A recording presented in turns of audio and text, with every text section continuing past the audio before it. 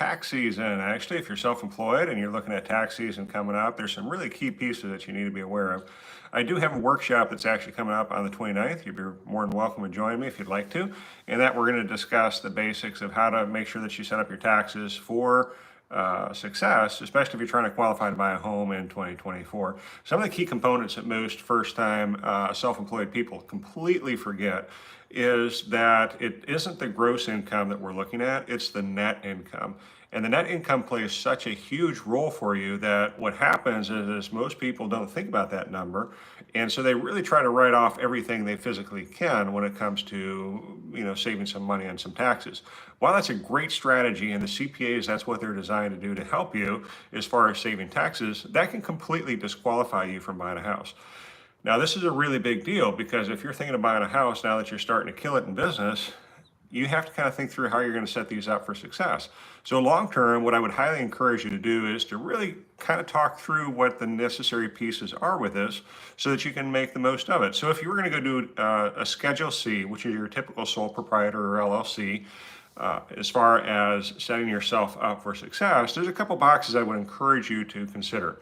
Number one is you had to buy a lot of machinery or goods or other things like that to actually set yourself up for business. You can depreciate those. You can take a one-time hard cost. The problem is that goes against your net income on line 31.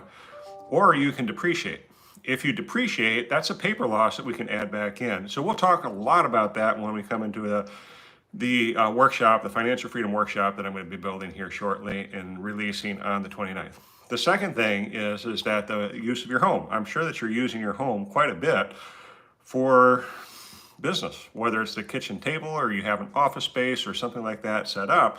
You have that all ready to go so that you can get yourself into a situation where you can, eventually get your own office, but right now you're using part of your home. Well, you can deduct up to 10% of your home's expenses. That's like internet, telephone, heating and cooling, rent, all that stuff, or mortgage, whatever it is that you have, you can actually write that off on line 30, which is the use of your home. The last one that doesn't get used very often is miles.